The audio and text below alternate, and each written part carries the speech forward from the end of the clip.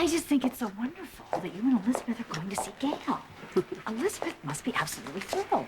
Well, let's hope she still feels that way after the session. Well, why wouldn't she? You're right. I don't know why I said that. Maybe just a little nervous. About what? I mean, this is about Elizabeth, not about me. I'm merely going to show my support. Well, yeah, Audrey, but once you get in there, you might decide you want to take a more active role. Well, I certainly have no intention of dredging up my past, if that's what you're driving at. No, this is strictly for Elizabeth's benefit. If my presence can help in her healing process, then I just have to do it. You're here. I was worried you might change your mind. Well, a promise is a promise, darling. You have no idea how much this means to me, Graham. You get my vote for bravest grandmother of the year. Why would you say that?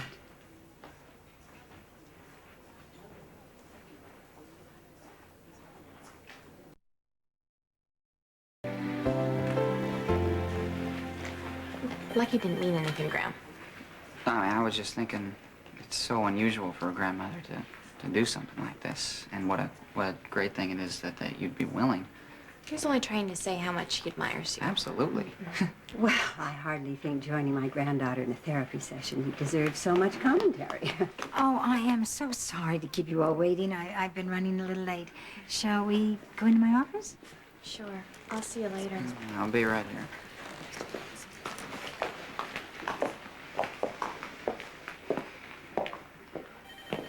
Can't believe what a jerk I am. I'm not supposed to know anything about what happened to Audrey. Now she's gonna think Elizabeth said something to me. She's gonna get on her case. Huh? How did you find out about it? See, I accidentally overheard a conversation between Sarah and Elizabeth. They swore me to secrecy about it because, you know, Audrey's so sensitive. Yeah. Well, you know, don't beat yourself up over it. Come on, you see her face? Bobby, she looked like she wanted to crawl into a hole. Yeah. Well, you know, if it's a problem, I'm sure they'll work it out with Gail in therapy. I'm just so glad Audrey's finally willing to discuss this with Elizabeth. Especially since her own mother isn't around. What's up with that, anyway? Oh, Elizabeth's mom doesn't know. Yeah, she made Sarah and Audrey promise not to tell either of her parents what happened. Oh. Well, I just don't understand a parent who could leave a teenage daughter alone and take her for Bosnia for a year. What's the matter, Aunt Bobby? Do you think we're also misguided and unable to think for ourselves that if our parents weren't around, then we'll just fall apart?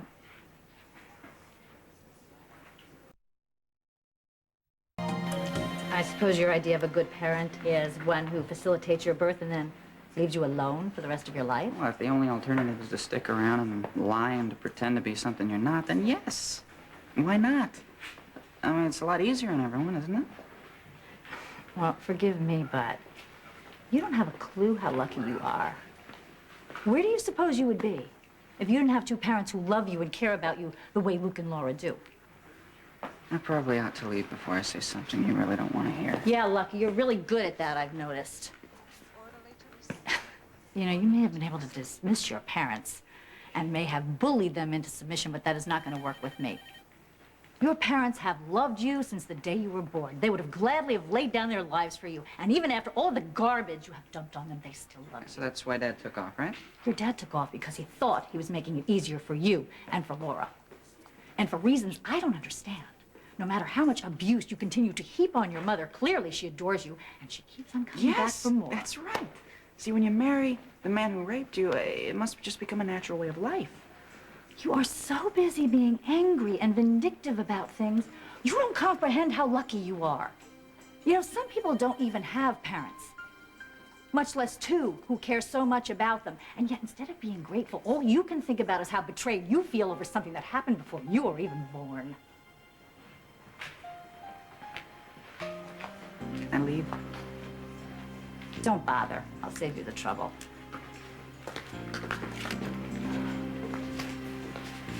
You know something, Lucky? One of these days, you're going to realize what a jerk you've been.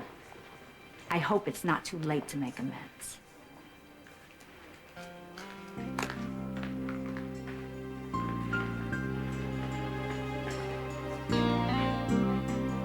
So, after I finished trashing my room, I collapsed in a heap on my bed and started to cry. Until Graham came in and found me the next morning and helped me clean my room. Do you know why you trashed your room? I was angry. Angry at what exactly?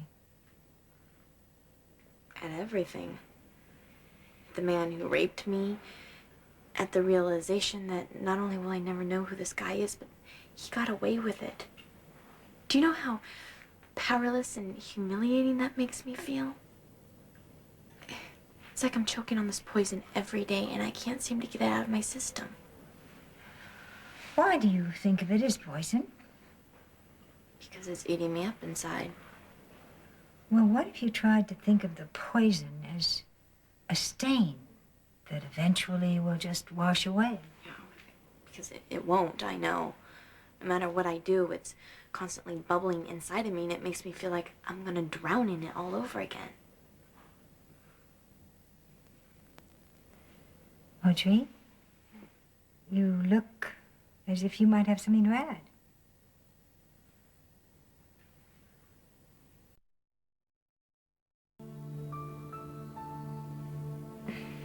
Audrey? Oh, I'm sorry. I didn't mean to distract you. Please go ahead. Graham, that was the whole idea of you coming today, so that you can participate in the conversation if you want to. Either about what happened to me or your own experience. Audrey, you seemed kind of agitated when you came in, and obviously it's still bothering you. Would you like to share that with us? Well, I guess I'm still reeling from the knowledge that my granddaughter chose to share my personal history with her dear friend Lucky. He knows I've been raped, doesn't he? Yes, but I didn't tell him, Graham. He overheard Sarah and me discussing it one day. Well, it's all right. I'm sure he'll be discreet. It just came as something of a shock, that's all. Forgive me, it was wrong of me to even bring this up. We're here to discuss your problems, darling, not mine. Audrey, those are your feelings. You don't have to apologize for them. Graham, that's why I was so happy when you said you would come with me. I thought it would help us connect, you know? The last thing in the world I want you to do is to censor your feelings. The way I've censored yours. No, Graham, that's not what I meant. No, it's true, it's true. Yes, I cut myself off from your feelings in order to distance myself from my own. Oh, darling, how many times have you tried to discuss your rape with me and I've put you off? A lot? That's why you moved out of the house, isn't it? Because instead of trying to listen to you and trying to help you, I treated you as if you should be ashamed, because that's exactly the way I felt all these years. And I wouldn't blame you if you would never forgive me, because frankly, I don't think I can ever forgive myself.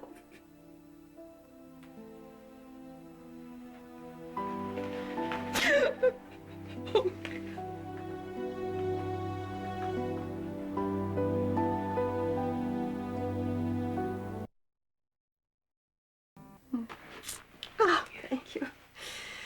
Oh, I was so afraid this was going to happen. You need this time, darling, for yourself, and all of a sudden it's becoming about me.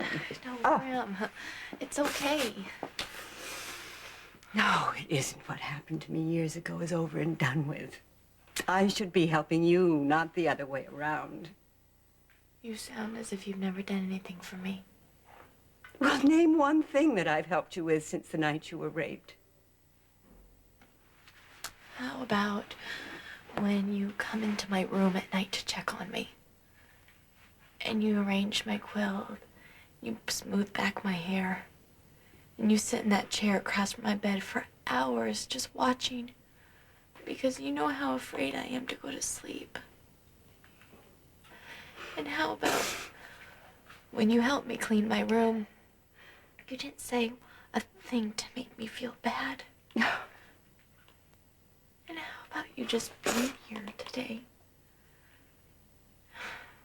You know, when you said you were gonna come with me, God, I felt so loved.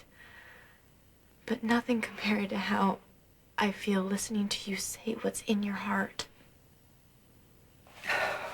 For the first time since I was raped, I finally understand how you feel. I've spent so much time thinking about my own pain that it never occurred to me to think about what it was like for you to live your own. All these months, I thought you were judging me because I couldn't be stoic like you. And I was angry, Graham. I was angry with you because I didn't realize that my behavior was forcing you to deal with something that was just as painful for you as it is for me. It still terrifies me to think about it. But you, darling. Oh, Elizabeth, you confront things head on. You're such a much stronger person than I. Don't say that, Graham. That's not true. I just deal with things differently.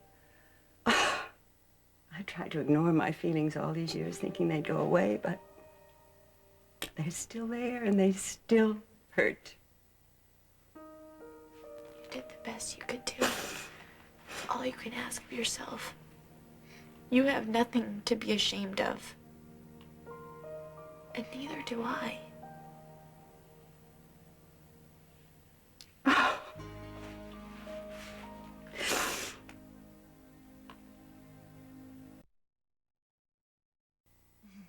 I couldn't believe it. She actually sat there right in front of Gail and said that I was a stronger person than she is. I've been trying to tell you for months how strong you are. I know, and I want to believe it. I really do.